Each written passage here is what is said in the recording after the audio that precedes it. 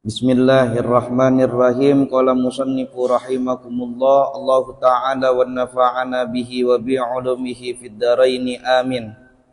Ismatuhum kasairil malaikah wajibatun wa fadlul malaikah. Ya. Yang kemarin lanjutannya ya.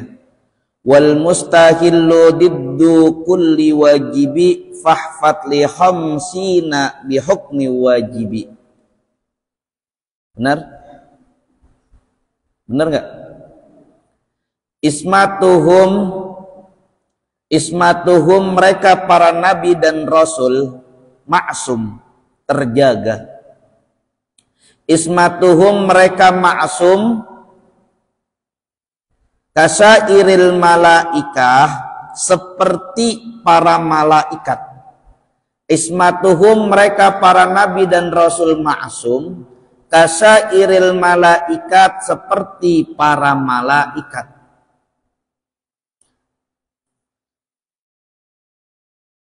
Ya, ismatuhum mereka para nabi dan rasul maksum kasairil malaikat, seperti para malaikat, bahkan mereka lebih tinggi dari malaikat.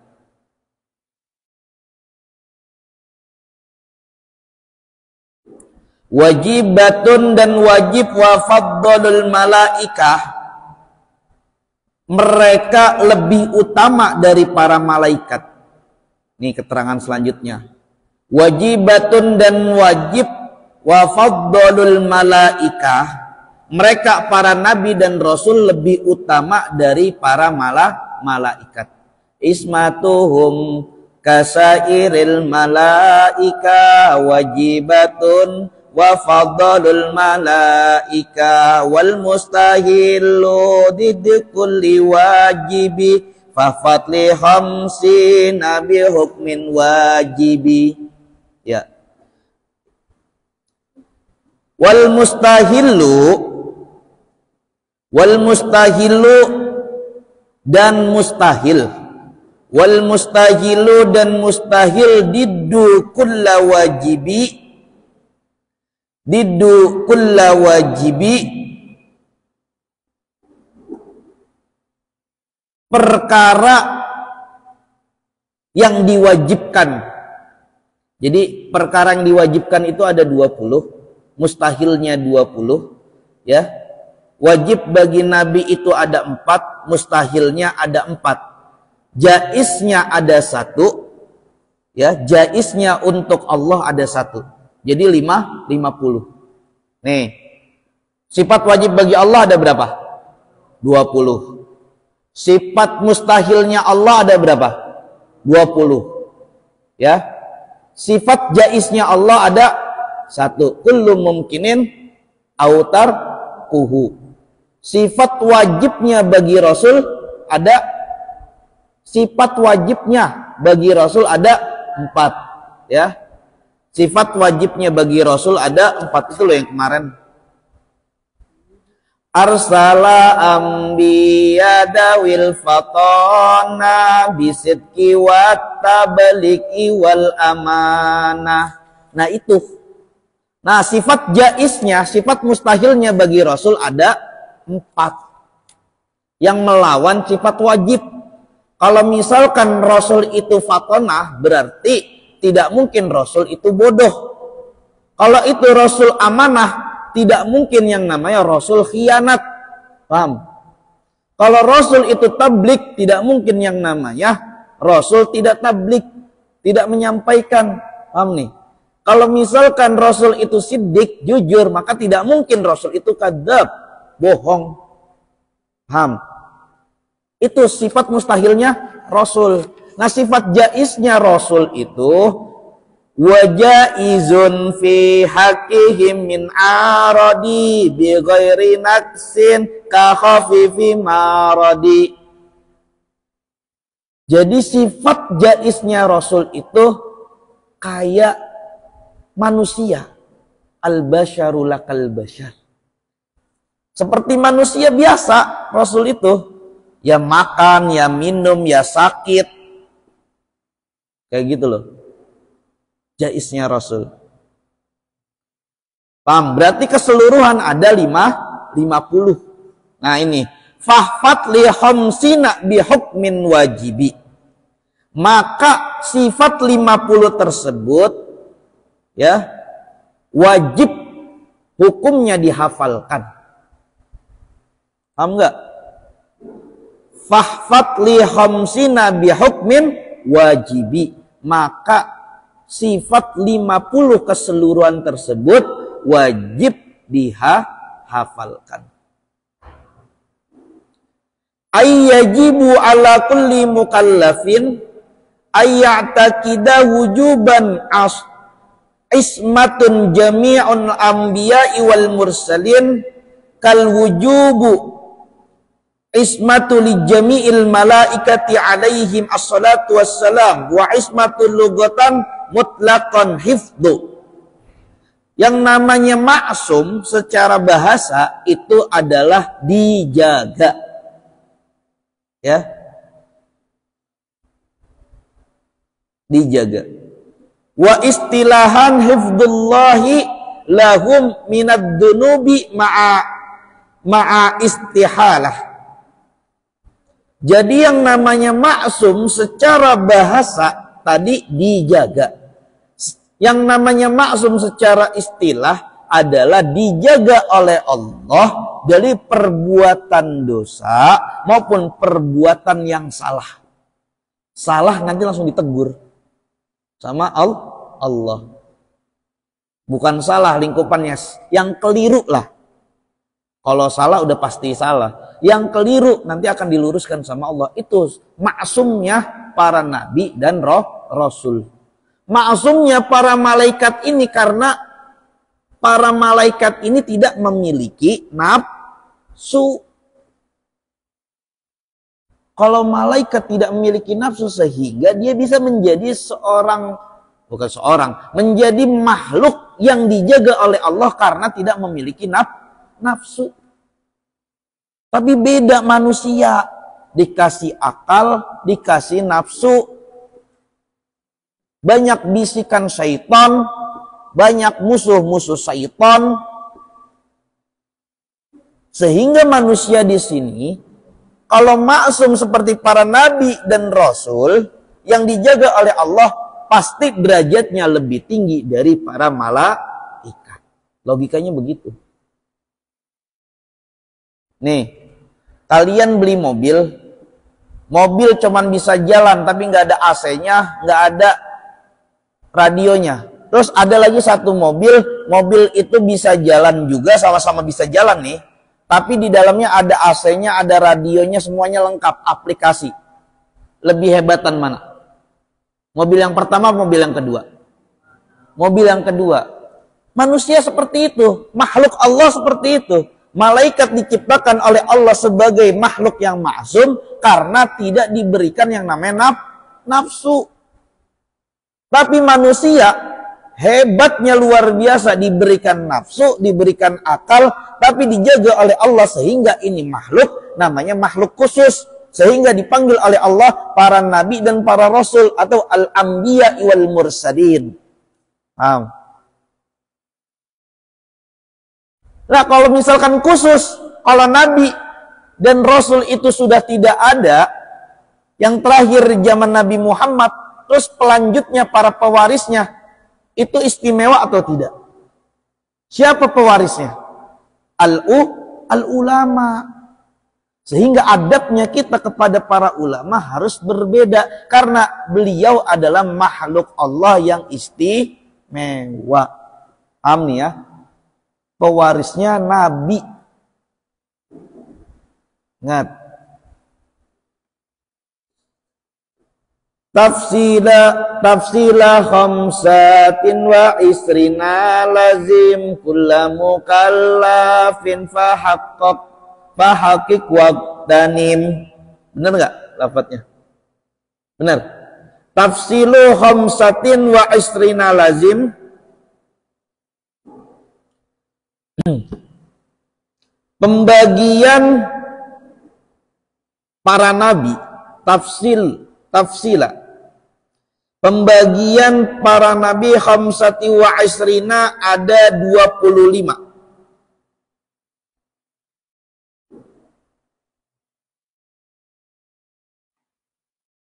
Wa isrina lazim, yang umum, yang biasa dihafal. Tafsilal khamsatin wa isrina lazim, udah. Rincian para nabi dan rasul, gampangannya gitu. Khamsati wa isrina ada 25 lazim yang umum. Kulla mukallafin, untuk semua para mukallaf. Fahakkik waqtanim,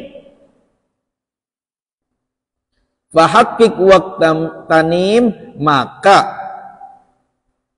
diperhatikanlah ataupun dihafalkanlah.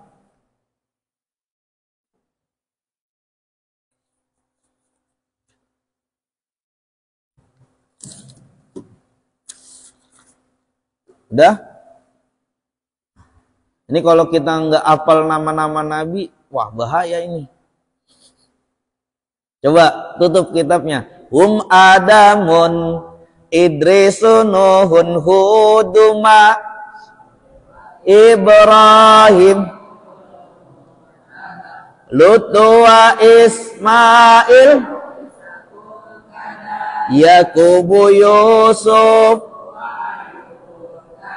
Su'aibu, Namu, wal Yasa, Zulkiflidah, Manut, Tadah, Suyunus, Zakaria, Yahya, Isa, Watah, Timun, Dagoya. Udah, Isa wa Toha. Toha itu nama lain dari nabi. Nama lain dari nabi itu ada 201. Ada Yasin, ya. Ada yang biasa di dalam sholawat-sholawat, ya. Sahibul Athar wa Sahibul Akhyar. Nama lain dari nabi. Ya. Nuril Anwar, Siril Asrar, Tiryakil Agyar. Yang di dalam sholawat itu nama-nama lain dari nabi. Wa Miftahil Babi Yasar, Sayyidina Maulana Muhammadin Mukhtar, Al-Mukhtar. Itu nama-nama lain dari nabi. Ya. Tetapi di dalam sholawat bukan hanya nama lain dari nabi biasanya, tetapi juga ada doa di dalamnya. Sholatan taghfiru biha dunub wa tuslihu biha qulub wa tantaliku biha uzub wa talinu biha su'ub wa ala alihi wa sahbihi wa man ilaihil mansub. Itu doa. Tunjina biha min jamil ahwadi wal afat wa ta'dilana biha jami'al hajat. Itu doa. Kalian makanya harus tahu makna di dalam sholawat yang biasa dibacakan untuk doa.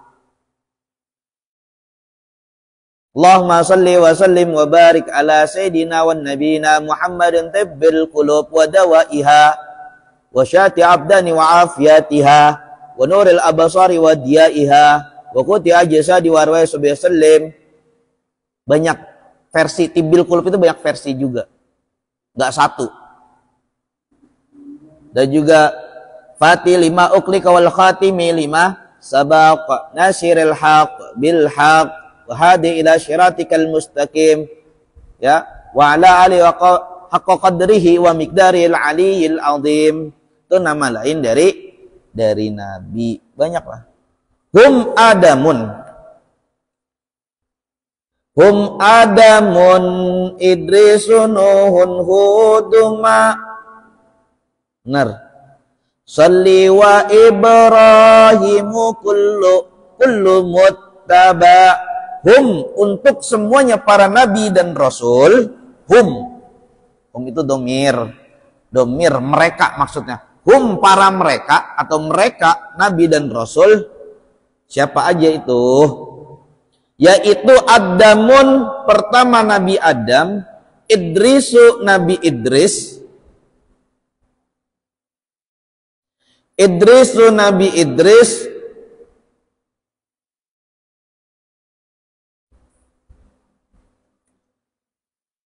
Wan Nuhun Nabi Nuh,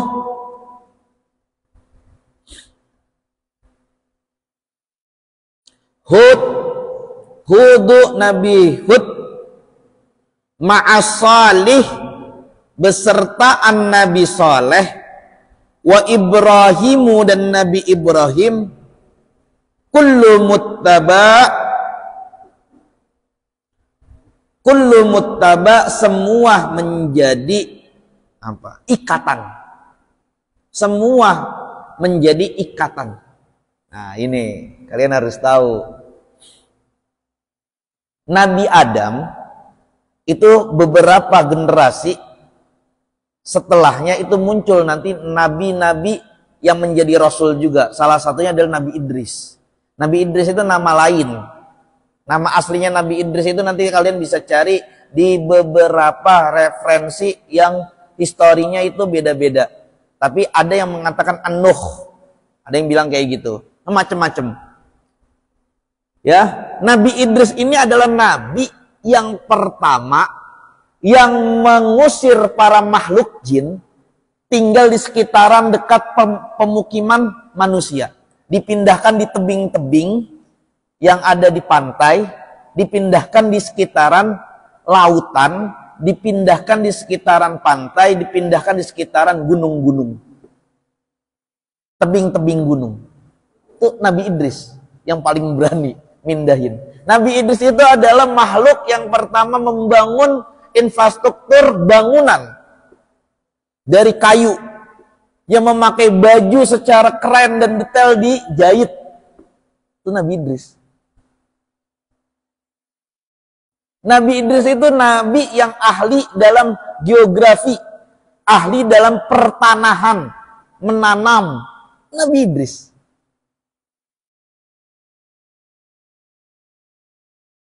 Nabi Nuh, ini keturunan dari Nabi Idris yang nanti punya 4 anak. Yang 4 anak ini keseluruhan nanti muncul bangsa-bangsa Eropa, bangsa Afrika, ya, bangsa Arab, dan bangsa-bangsa Asia dan sekitarnya. Cina dan sekitarnya, peranakannya. Ini dari 4 anaknya Nabi Nuh. Siapa aja namanya? Ada yang hafal nggak? Sam, Han, terus siapa? An-an mah udah mati, nggak An-an. Ada 4. Dari keturunannya, dari keseluruhan, nanti yang dari daerah Jazirah Arab Palestina itu muncul namanya Ibrahim. Ibrahim ini sekitaran Irak, Palestina lah. Dulu, sekitaran Babilonia, wilayah Babilonia. Babilonia itu adalah salah satu negara bangsa yang paling maju infrastruktur pembangunannya. Bangsa yang paling hebat membangun gedung-gedung tinggi. Itu di Babilonia. Punya raja, namanya Raja siapa musuhnya Ibrahim? Namrud. Akhirnya dia bikin bangunan yang tinggi. Dia naik ke atas, bawa pedang yang pedangnya sudah dikasihkan darah. Terus turun dan bilang kepada para umat ataupun para rakyatnya bahwasanya Tuhan sudah mati. Bangunannya itu menjulang tinggi sampai kena awan. Seakan-akan dia membunuh Tuhan. Tapi itu Namrud itu termasuk raja yang sangat cerdas. Lawannya Ibrahim yang juga nabi dan rasul cerdas. Allah itu menghadapkannya dengan hadapan yang seimbang. Namrud itu salah satu raja yang ngerti sekali tentang ilmu astronomi. Itu Namrud. Sehingga dia membuat hitungan-hitungan rembulan dan bintang yang sekarang terkenal zodiak masih dipakai sama orang sekarang. Itu Namrud dulu yang buat. Sehingga Allah orang-orang mempercayai bahwasanya yang diomongin Namrud itu sesuai dengan kejadian apa yang dihitung oleh Namrud. Namanya ramalan. Ya. Nanti berbeda sama takwil mimpi atau tafsir mimpi yang di dalamnya itu ada ilmunya. Ilmunya di sini itu ilmu asrarul huruf yang diturunkan oleh Nabi Yusuf. Beda. Nabi Yusuf itu salah satu nabi yang paling ahli dalam hitungan takwil mimpi. Karena di dalamnya itu Nabi Yusuf itu diberikan hikmah-hikmah dalam melihat sesuatu masa depan oleh Allah Subhanahu wa taala. Itu ada ilmunya di dalam Islam, asrarul huruf.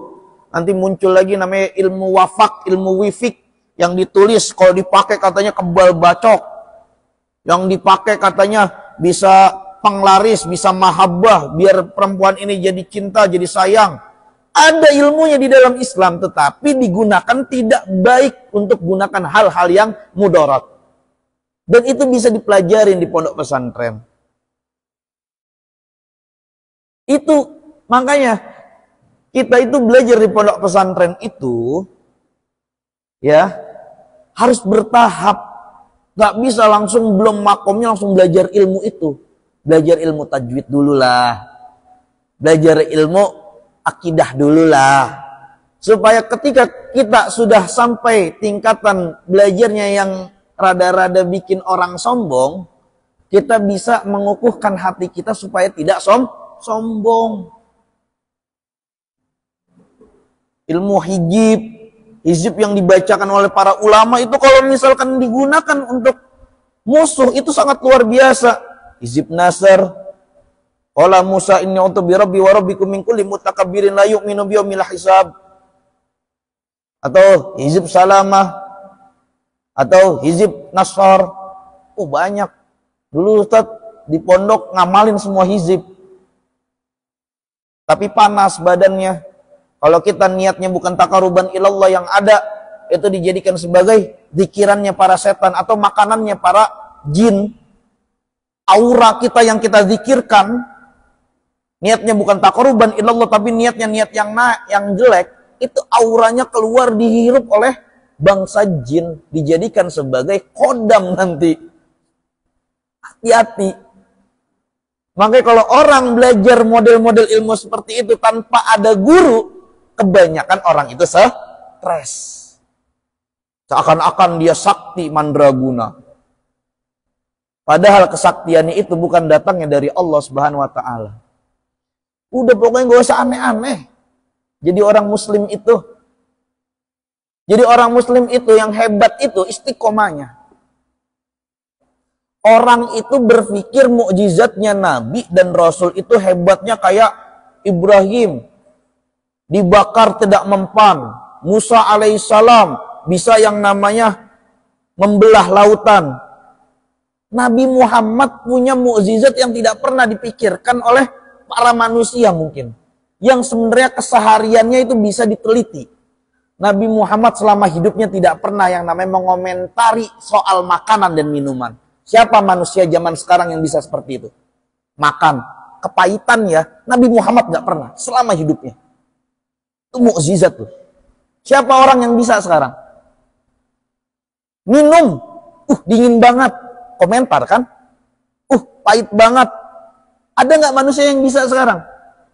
Selama dia hidup, gak pernah mengomentari makanan dan minuman. Asemnya makanan senyum. Manisnya makanan senyum. Pahitnya makanan senyum, gak pernah komentar. Itu mukjizatnya Nabi Muhammad. Hal-hal yang sangat dekat sama kita dijadikan sebagai istiqomah, pegangan yang menjadikan kukuhan, itu insya Allah menjadi karomah yang sangat luar biasa. Karena al-istiqomatu khairun min alfi karomah. Diawali dengan belajar, ya Allah, bimbing hati saya supaya tidak gampang menyalahkan orang lain. Terus dipaksa, gak salah, saya yang salah. Walaupun keadaannya orang itu yang salah. Saya yang harus minta maaf. Itu kalau udah terus dibimbing sampai dia umur 40 tahun, ke depannya 40 ke atas, itu orang udah istiqomahnya, jejaknya luar biasa. Manusia, umatnya Nabi Muhammad bisa sampai segitunya. Bulan Muharram ini bulan yang sangat luar biasa. Bulan Muharram ini adalah bulan yang dimana semua tragedi umat manusia dari Nabi dan Rasul itu ada. Di bulan Muharram, Nabi Adam diturunkan dari surga ke bumi, ke alam dunia. Di bulan Muharram, Nabi Idris dinaikkan ke tempat yang tinggi. Di bulan Muharram, Nabi Nuh itu kapalnya disandarkan. Sudah mengering yang namanya lautan ataupun hujan bandangnya. Di bulan Muharram, Nabi Ibrahim alaihi salam itu dibantu oleh Allah ketika dibakar oleh Namrud itu tidak mempan. Di bulan Muharram, Nabi Yakub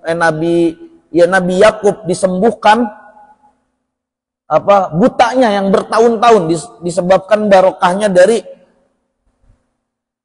bajunya Nabi Yusuf dioleskan.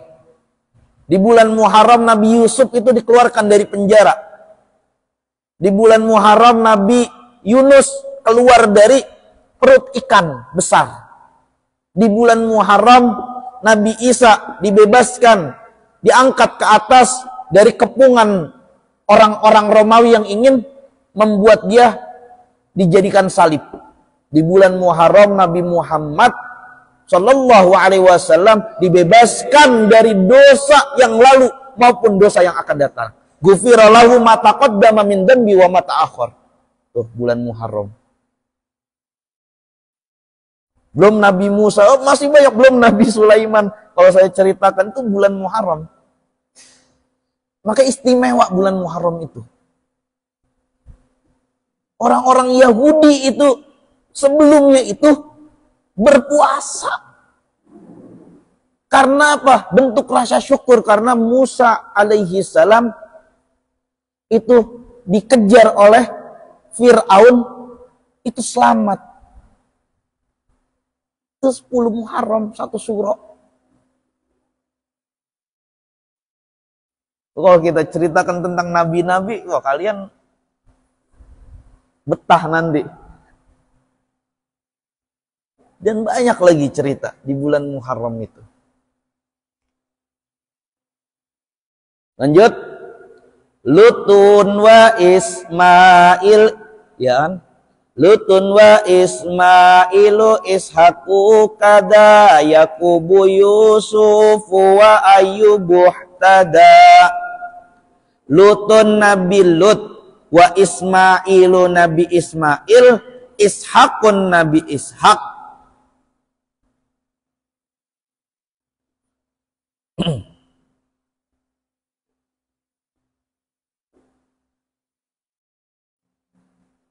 Kada Yaqubu seperti Nabi Yakub, Yusufu Nabi Yusuf, wa Ayyubu Nabi Ayyub, ihtada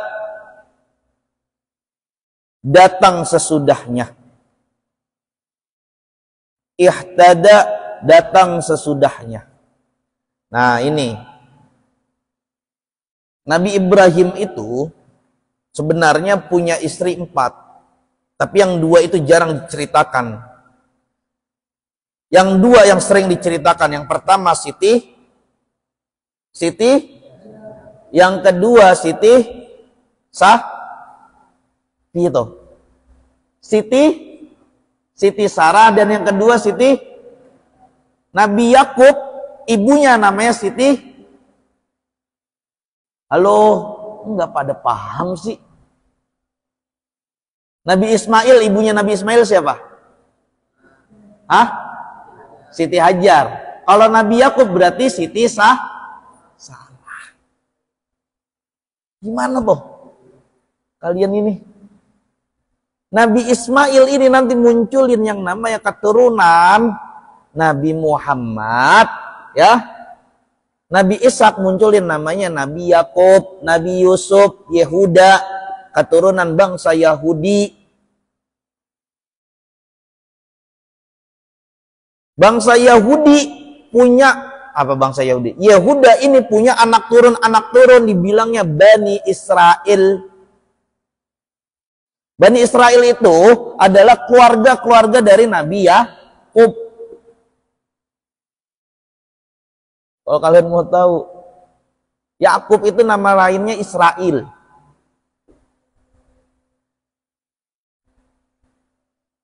Harus paham sejarah. Su'aibu Harunu wa Musa wal Yasadu kifli Dawudu Sulaimanut taba. Ya. Su'aibu Nabi Su'aib, Harunu Nabi Harun, wa Musa dan Nabi Musa, wa Musa dan Nabi Musa,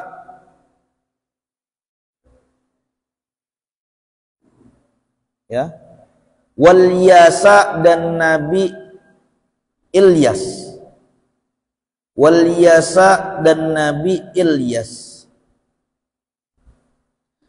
Dzulkifli Nabi Dzulkifli, Dawudu Nabi Dawud, Sulaimanu Nabi Sulaiman.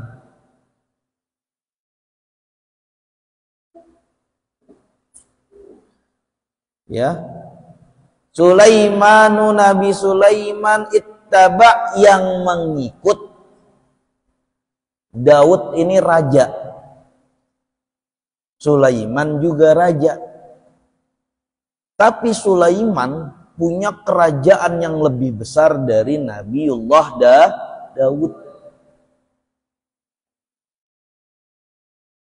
Nabiullah Sulaiman ditanya oleh Allah, ingin tahta, harta, ataupun ilmu. Nabi Sulaiman memilih ilmu. Karena beliau punya ilmu, sehingga Nabi Sulaiman ini mendapatkan tahta dan harta. Ya, ilmunya itu ilmu yang dimiliki orang satu-satunya di muka bumi selain orang-orang lain. Ini Nabi Sulaiman itu sangat luar biasa. Nabi yang bisa menundukkan para bangsa jin. Panglimanya jin itu namanya Ifrit. Asisten pribadinya aja itu lebih hebat dari Ifrit.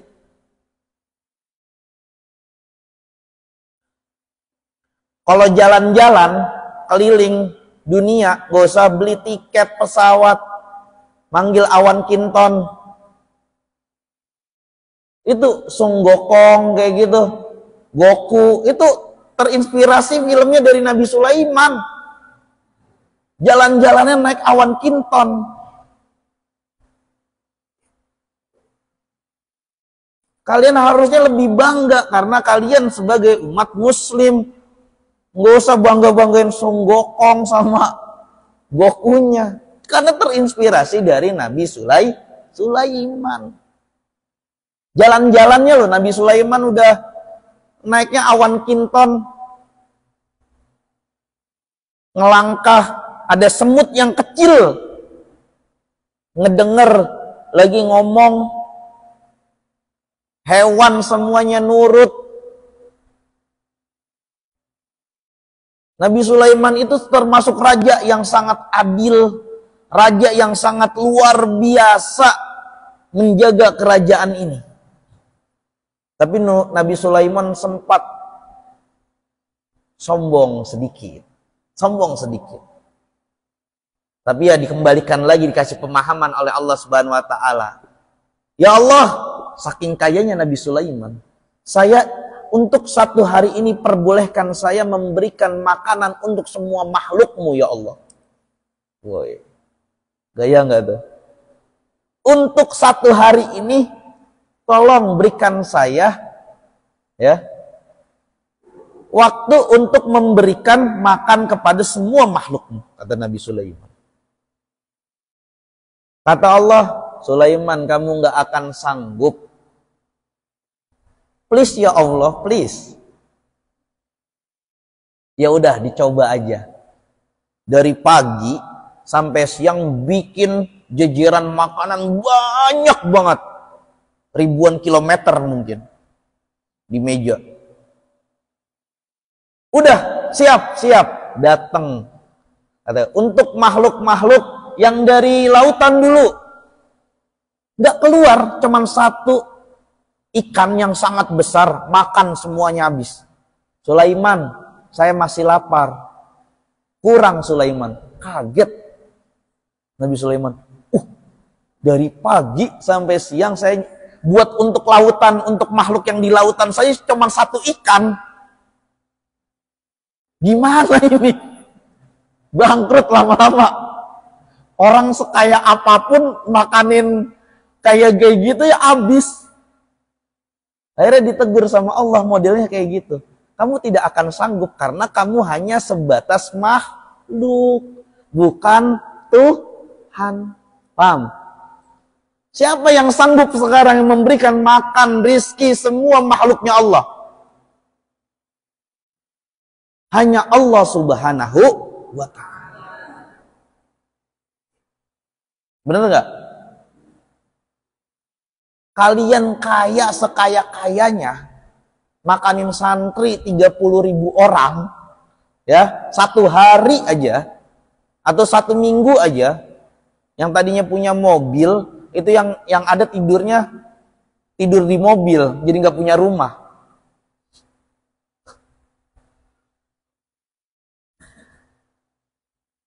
Tapi cuman Allah yang sangat bisa memberikan rizki kepada makhluknya. Nih, cicak kerjaannya ngapain sih? Coba. Di dinding doang kan? Coba. Tahu-tahu ada nyamuk nyamperin dia cuman lidah kayak gitu doang. Dapat rizki nggak? Ada nggak kalian ngelihat cicak lagi macul? Atau kalian ngelihat cicak lagi manggul jualan apa gitu?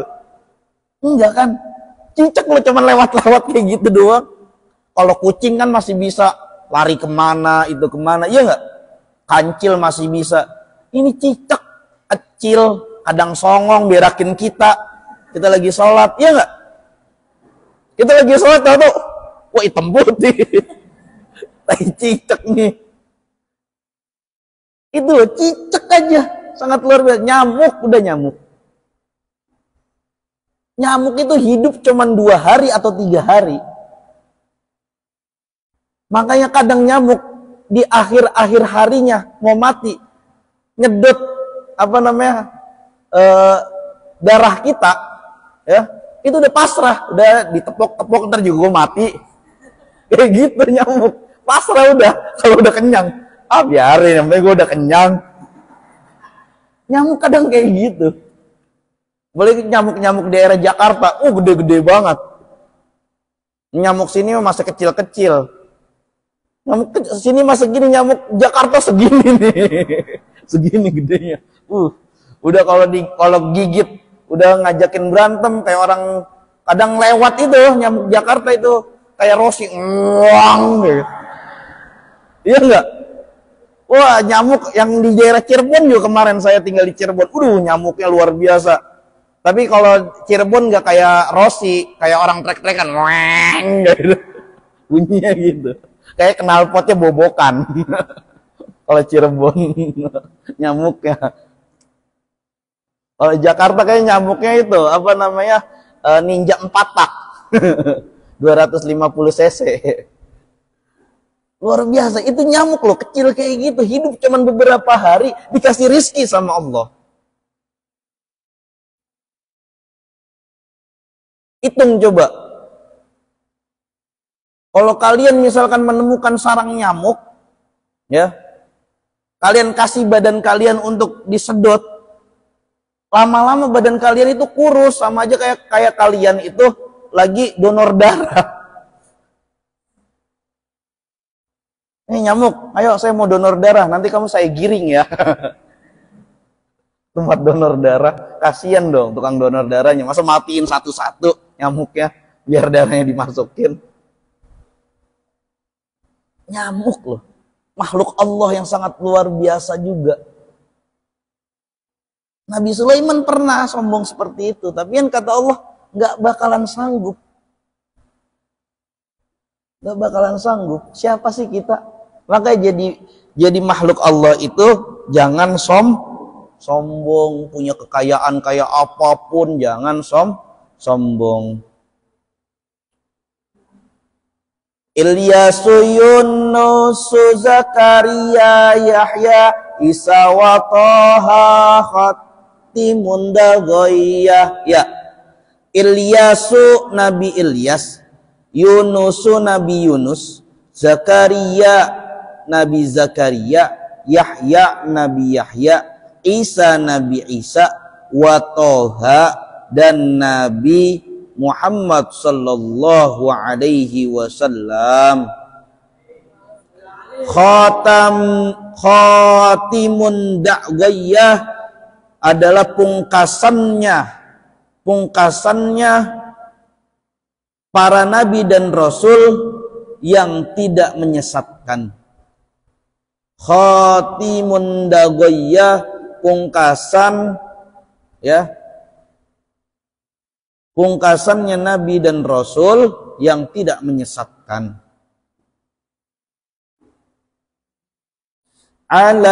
Alaihimus salatu wassalamu wa alihi madamatil ayamu. Nah, nanti besok Sabtu pembahasan tentang malaikat. Wal malakul ladzi bila abi wa itu bab malaikat. Ini sekarang bab nabi. Alaihimus salatu wassalamu, alaihim, semoga semuanya nabi dan rasul tersebut, as-salatu tambah doa salawat, wassalamu dan tambah doa keselamatan, wa alihim dan keluarganya nabi dan rasul, madamatil ayyamu dari perkara yang tetap di setiap harinya. Madamatil ayyamu dari perkara yang tetap di setiap harinya. Dah? Di sini ada yang ditanyakan atau tidak tentang nabi dan rasul ataupun tentang pembahasan yang tadi? Apa dulu? Ya.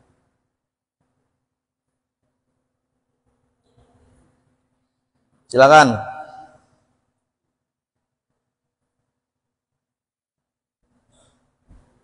Kalau nggak ada, kita masuk kitab Safinatun Najah. Bismillahirrahmanirrahim. Qala musannifu rahimakumullah, Allahu ta'ala wa nafa'ana bihi wa bi'ulumihi fid dharaini amin.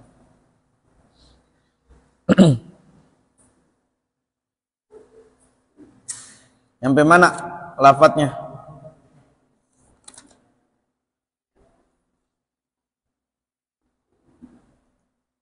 Mana?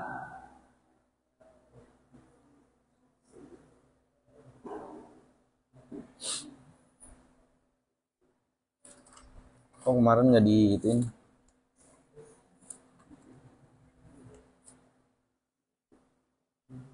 Oh, tasdidatul Fatihah. Ya. Bismillahirrahmanirrahim. Qala musannifu rahimakumullah, Allahu ta'ala wa nafa'ana bihi wa bi'ulumihi fid dharaini amin. Faslun ay hadza faslun. Pasal selanjutnya tasdidatul Fatihah, tasdidnya surat Al-Fatihah. Tasdidatul Fatihah, tasdidnya surat Al-Fatihah. Arba'a asyarah ada 14. Arba'a asyarah, asyarata ada 14. Bismillahi, lafat bismillah, fauqal lami, tasdidnya ada di huruf lam, di lafat lam jalalah. Bismillahi, ya, tasdidnya ada di huruf lam, di lafat lam jalalah. Ar-Rahmani, lafat ar-Rahmani fauqar ra'i, tasydidnya ada di huruf ra di lafat ar-Rahman. Ya. Ar-Rahimi, lafat ar-Rahimi fauqar ra'i, tasydidnya ada di huruf ra di lafat Rahim. Bismillahirrahmanirrahim, harus ditasydid. Bismillah, millah bukan bismillahirrahmanirrahim. Ya. Alhamdulillahi, lafat alhamdulillah fauqal lami, ada tasydidnya ada di huruf lam pada lafat lam jalallah. Rabbil alamina, lafat rabbil alamina fauqal ba'i, ada tasydidnya ada di huruf ba di lafat rabbil alamina. Alhamdulillahi rabbil alamin, rabbil alamin. Ar-Rahmani, dan lafat ar-Rahmani fauqar ra'i, tasydidnya ada di huruf ra di lafat ar-Rahman. Ar-Rahimi, lafat ar-Rahimi fauqar ra'i, tasydidnya ada di huruf ra di lafat ar-Rahimi. Maliki yaumiddin, maliki yaumiddin, lafat maliki yaumiddin fauqad dal, tasydidnya ada di huruf dal di lafat maliki yaumiddin. Iyyaka na'budu wa iyyaka na'budu fauqal ya, tasydidnya ada di huruf ya di lafat iyyaka na'budu wa iyyaka nasta'in, lafat iyyaka nasta'in fauqal ya, lafat huruf ya tasydidnya di huruf ya di lafat wa iyyaka nasta'in.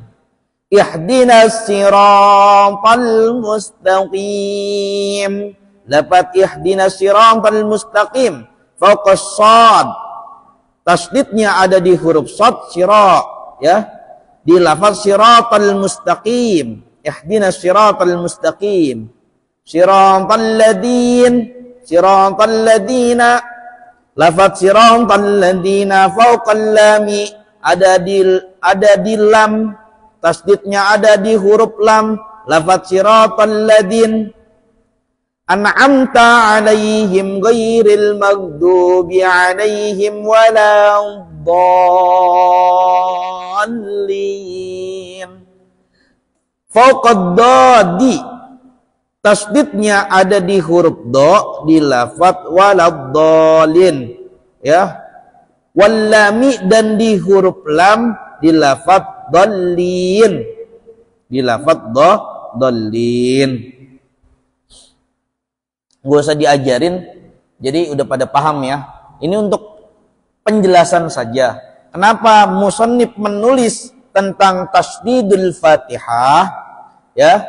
Untuk tasydidnya Fatihah agar berhati-hati ketika kita sholat, di dalam sholat Fatihah sebagai rukun, sehingga harus sempurna cara membacanya, gak boleh asalan. Coba Dul, baca Al-Fatihah Dul, yang keras Dul. Ayo Dul. Bismillah. Suaranya yang keras. Terus.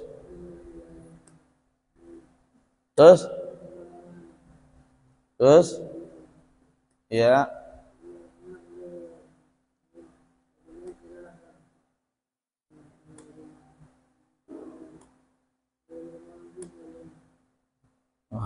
Nggak usah malu-malu Dul, bias kemaluan kamu besar ya. Nggak usah malu-malu Dul. biasa aja. Baca yang tegas. Tapi emang karena suaranya Abdul itu kayak apa, Sinchan, jadi kedengarannya sangat luar biasa. Bismillahirrahmanirrahim. Gitu. Jadi nggak apa-apa. Pokoknya cara pembacaan dari suratul Fatihah yang kemarin dibahasakan bahwasanya tidak harus urut-urut, harus muamalah ya, harus mualah. Terus jangan sampai ada zikiran di tengah-tengahnya, jangan ada sekat yang lama antara ayat satu dengan ayat selanjutnya dan lain-lain. Dan juga cara pembacaannya, tasdidnya harus jelas, makharijal hurufnya harus jelas. Paham ya?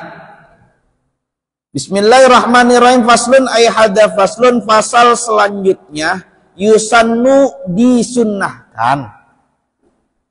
Yusannu disunnahkan raf'ul yadaini apa? Mengangkat kedua tangan. Raf'ul yadaini mengangkat kedua tangan fi arba'ati mawadi'a di dalam 4 tempat. Ada kesunnahan kita di dalam sholat ketika kita mengangkat kedua tangan di dalam sholat. Apa aja? Yang pertama, inda takbiratil ihrami, ketika kita takbiratul ihram. Allahu Akbar. Saya pernah umroh, tapi pernah ngeliat ada makmum yang nggak ngangkat tangan dan nggak sedekap. Nggak apa-apa. Ya, itu ada pendapatnya dari Imam Hanafi. Orang-orang India dan Pakistan sekitaran situ yang biasanya madzhabnya Imam Hanafi, rata-rata sholatnya modelnya seperti itu. Jangan disalahkan. Ini kan cuman pendapatnya dari madhab Imam Syafi'i, bahwasanya kesunnahan ini ketika kita di dalam sholat mengangkat tangan pertama di takbiratul ihram. Allahu Akbar. Ada yang ngangkatnya gini, Ada yang ngangkatnya gini. Yang penting ngangkatnya nggak kayak gini ya. Ataupun kayak orang mau ngajak berantem. Allahu Akbar.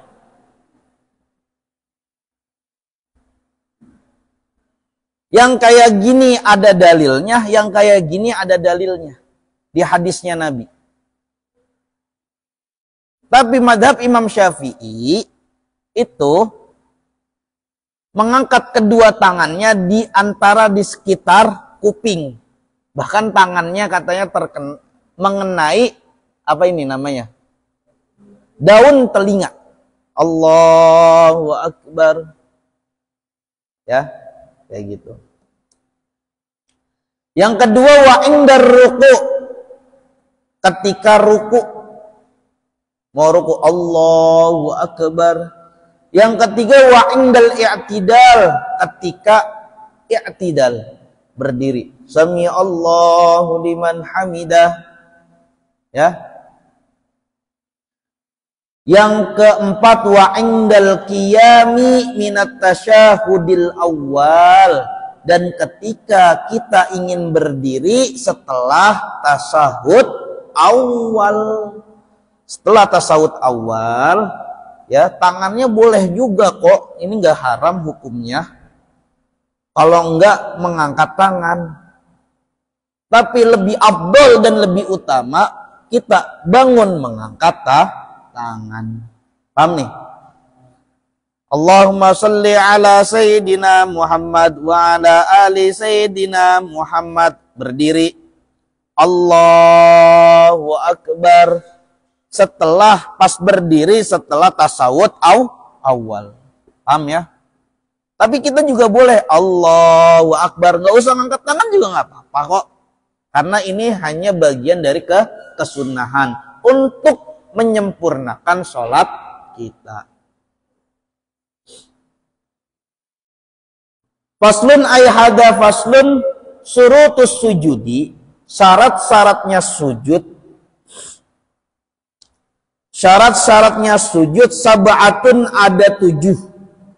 Nih syarat-syaratnya sujud. Nah ini nih, kalian harus tahu.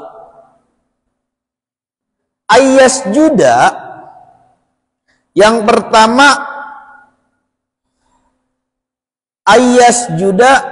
Nah, ayas juda ala sab'ati a'dha'in. Yang pertama sujud dengan 7 anggota sujud. Apa aja 7 anggota sujud? Ada yang tahu? 2 telapak tangan, terus dahi, terus 2 dengkul, terus 2 jari, kedua jari kaki. Ya, jari-jarinya kaki ya. 2 kaki pada jari-jarinya. Itu ada 7 anggota sujud. Ini yang untuk manusia yang sempurna. Kalau ada manusia yang mohon maaf disabilitas, ya itu nggak masalah. Tapi anggota, bukan berarti sujudnya nggak sah ya kalau tidak menggunakan 7 anggota sujud ini kalau untuk disabilitas. Tetap sah. Ini kan pengecualian orang disabilitas ini. Disabilitas itu mohon maaf, bahasa kita biasanya itu cacat. Tapi bahasa halusnya disabilitas. Yang pertama dengan 7 anggota sujud. Yang kedua antakuna jabahatuhu, ya. Wa antakuna jabatatuhu.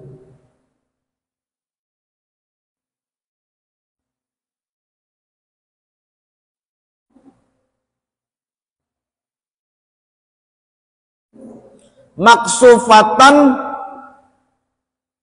yang kedua itu dahinya harus terbuka, jangan ada yang menutupi. Maksufatan, jangan ada yang menutupi. Halo, kalian kalau pakai imamah gimana? Dahinya dibuka enggak? Berarti selama ini kalau pakai imamah dahinya ketutupan imamah, sujudnya sah atau tidak? Kalau sujudnya enggak sah, sujud masuk dalam rukun sholat atau tidak? Masuk. Kalau masuk dalam rukun sholat, berarti sholat kita sah atau tidak? Makanya sekarang kalau pakai imamah, diangkat untuk sholat. Nggak usah keren-kerenan, diangkat. Ada kadang pakai imamah sampai alisnya ketutupan. Ini pakai imamah apa mau nutup muka?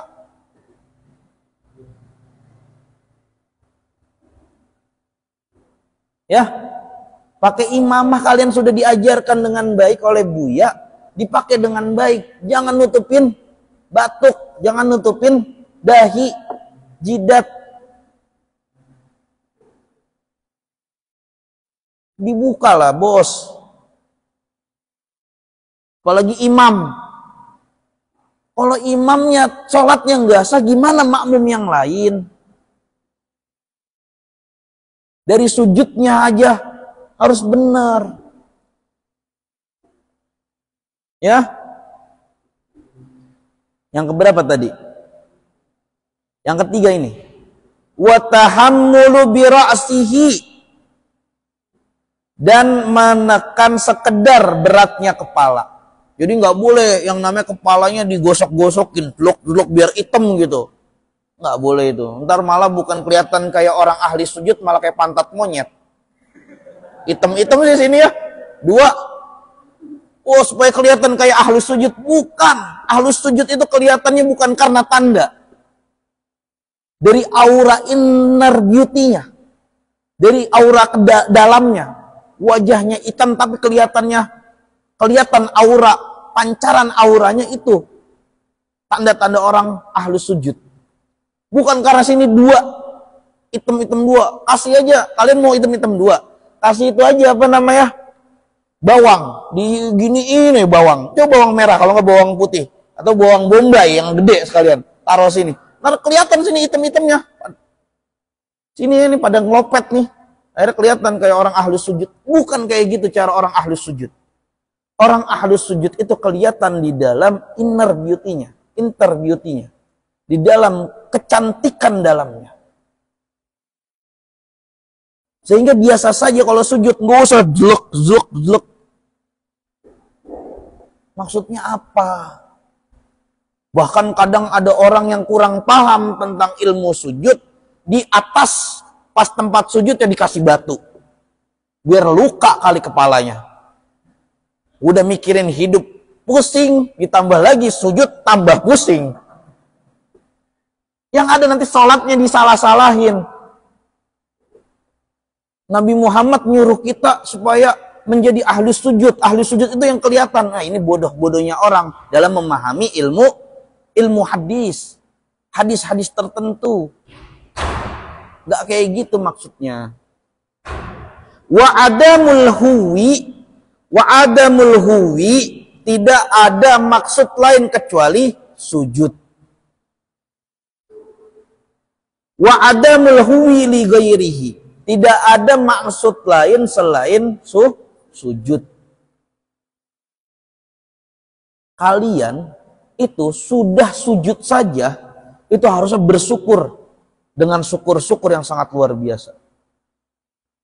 Karena Allah menghidupkan hati kalian untuk beribadah kepada Allah. Padahal ibadah kepada Allah itu yang butuh kita.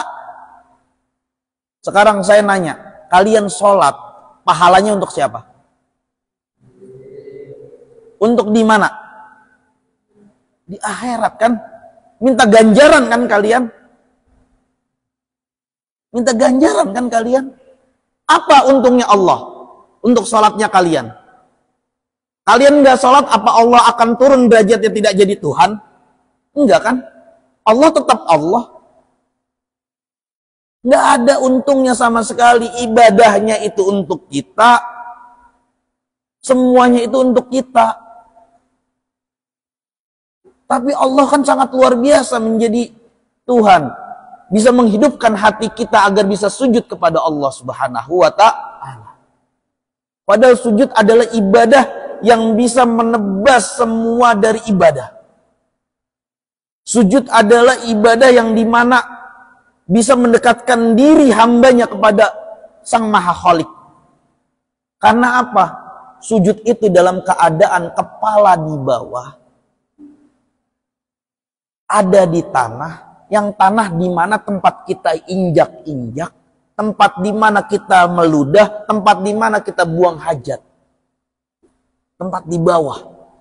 Berarti kan ini seorang hamba mengakui bahwa dirinya hanya sebatas hambanya Allah yang tidak memiliki kuasa apapun sehingga harus beribadah kepada Allah dan berterima kasih kepada Allah karena sudah diberikan nikmat yang sangat besar. Nikmat yang sangat besar salah satunya adalah nikmat kita diberikan pemahaman Islam.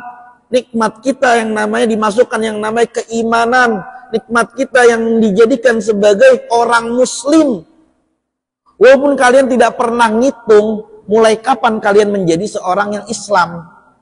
Kapan kalian menjadi orang Islam? Kapan kalian membaca syahadat? Ada yang tahu tanggal berapa, bulan berapa, detik berapa, jam berapa? Gak ada yang tahu kan? Kalian itu kan Islam keturunan. Karena ibu dan bapak kalian Islam, maka kalian jadi orang Islam. Coba kalau Allah menciptakan kalian di luar dari orang Islam. Bagaimana? Makanya perlu bersyukur sekali kalian dilahirkan dari kedua orang tua yang beragama Islam. Itu aja dulu. Gak usah yang aneh-aneh. Paham ya? Wa alla yasjuda ala syai'in yataharraku biharakatihi. Tidak ada sujud ke tempat yang bergerak jika ia bergerak. Ya. Wa alla yasjuda tidak ada sujud ala syai'in pada sesuatu yataharraku yang bergerak biharokatihi, jika ia memang bergerak. Misalkan kalian sholat di atas apa ya? Itu gerobak berhenti nih. Kalian sujud, dia ke bawah. Kalian duduk di antara dua sujud, dia ke atas. Ada tuh kayak gitu ya. Di sosial media kayak gitu tuh. Orang sholat Jumat karena tempatnya kurang, akhirnya keluar, sholatnya di itu gerobak kan kalau ditaruh kayak gini karena ada bannya ya. Nah, orang pada sholat di sini nih, anak-anak kecil sholat di sini. Pas sujud, ya gerobaknya kayak gini, jungkal. Akhirnya dijungkal. Itu nggak boleh tuh sujud kayak gitu di tempat yang bergerak, ya.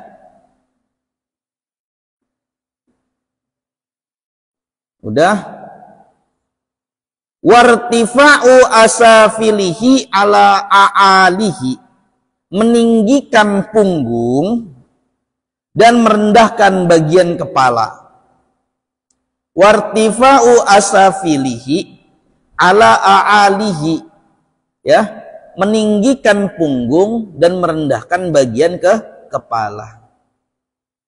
Wa tuma'ninatu fihi, dan tuma'ninah. Tuma'ninah itu maknanya adalah tenang sejenak ataupun berhenti sejenak fihi, di dalam sujud. Ada 7, udah semua kan? Tuma'ninah di dalam sujud. Khatimatun ay hadihi khatimatun, penutupan fasal yang ini, a'daul sujudi, anggota-anggotanya sujud, sab'atun, ada 7. Ya. Yang pertama ajabahatu, yaitu dahi, jidat. Wal butunu, bagian dalam dari telapak tangan. Wal butunul ka'faini, bagian dalam dari telapak tangan. Terus kalau sujud kayak gini boleh nggak? Hah? Sujud kayak gini boleh nggak? Sujudnya harus begini, ya, bagian dalam dari telapak tangan. Warukbatani, dan lutut kaki yang kanan atau lutut, kedua lutut. Warukbatani, dan lutut, kedua lutut. Wabutunu, ya, wabutunu asabi'ir rijlaini, dan di dalam bagian dalam jari-jari kaki. Nah, gitu aja. Bagian dalam jari-jari kaki. Nah, kalau misalkan sujudnya kayak orang jingke yang nggak sampai dalam, kan berarti bagian dalam kayak gini ya, harus kayak gini ya. Kalau kayak gini doang, sah nggak sujudnya? Enggak. Paham nih ya? Atau mungkin sujudnya kakinya diangkat, sah nggak sujudnya? Enggak. Karena bagian anggota sujud itu juga masuk dalam syarat-syaratnya sujud. Sampai sini kira-kira ada yang ditanyakan atau tidak? Silakan. Yang mau bertanya mengenai ilmu fikih, silakan.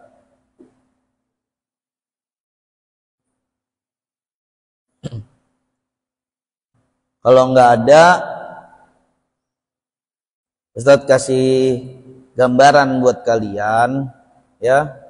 Ditambah hafalan-hafalan Qur'annya, disemangati lagi hafalan-hafalan Qur'annya, ditarget. Dalam satu hari kalian harus menghafal misalkan 1 lembar. Nah, 1 lembar ini kalau kalian 1 hari belum sampai targetan kalian, ini targetan pribadi ya. Kalian kalau bisa jangan berhenti. Jangan berhenti menghafal, harus ditarget. Kalau kalian mau sukses itu harus bener-bener susah payah. Susah payah di pondok pesantren, susah payah dalam proses. Nanti kedepannya kalian akan enak, akan gampang. Sehingga ditarget untuk para santri, ya, yang masih punya utang setoran hafalan segera dikejar, dibayar setoran hafalannya, lalu memulai untuk menghafal kembali ya lembaran-lembaran Al-Quran, memulai kembali menghafal juz-juz selanjutnya. Paham semua? Ditarget untuk setiap harinya ditarget. Kalau kalian cuman ikutin modelnya males, ya gak bakalan sampai targetan kalian. Harus ditarget. Satu hari wajib ngafalin berapa dulu? Ustadz di pondok itu kalau ngafalin kitab nadom itu ditarget. Satu hari wajib 15 nadom, satu hari wajib 20 nadom. Nanti kalau belum hafal tetap diapalin terus. Jadi kalau misalkan besoknya ternyata hari itu kurang 5 nadom, ya jadi utang, jadi 25 nadom atau 20 nadom. Hari besoknya harus dihafalin kayak gitu. Ditarget sama ustadz itu. Sehingga alhamdulillah ketika muhafadzah, setiap akhir tahun di pondok ustadz ada muhafadzah, setoran hafalan. Alhamdulillah ustadz mendapatkan predikat jayyid jidan. Jayyid jidan itu adalah predikat nilai yang hafalannya itu udah, kalau bahasa Quran itu mutkin. Udah nggak perlu dipertanyakan lagi, sudah mutkin hafalannya. Karena apa? Kalau hafalannya itu udah terbiasa, bibir ini udah terbiasa mengucapkan, nanti sini tuh connect. Atau misalkan ini lagi nggak connect atau jalan sendiri. Jalan sendiri. Ustadz ngapalin Aqidatul Awam itu kelas 1 SMP, umuran-umuran kalian. Umuran siapa sih? Najib. Siapa? Nabil. Umuran Nabil kelas 1 SMP ya? Nabil kelas 1 SMP. Nabil umur berapa sekarang? 12 atau 13 tahun? 14? 12, oh masih kelas 6 SD berarti ya. 13, ya seumuran Nabil lah. Kalau nggak seumuran Alfa. Ngapal ini. Alhamdulillah sampai sekarang kalau ada orang yang lagi nadoman masih ngikutin, masih hafal ternyata. Walaupun udah lama sekali nggak pernah yang namanya dilalar ataupun dibaca ulang-ulang. Ini salah satu cara Ustadz ini supaya terus bisa hafal Aqidatul Awam, ya belajar bareng-bareng dengan kalian sebelum pelajaran membaca yang namanya Nadom Aqidatul Awam. Belum lagi nadom-nadom yang lain, Imriti, Nadom Alfiyah ibnu Malik. Dulu ngapalin ditarget. Makanya kalian harus mentarget diri kalian supaya kalian bisa sampai finish yang sesuai dengan keinginan kalian. Paham semua? Malah kalau bisa 30 juz. Amin doang. Ya Bib ya. Amin doang, senyum. Wah, giran lagi ngafalin tidur. Ya Bib ya. Gitu ya, paham semua?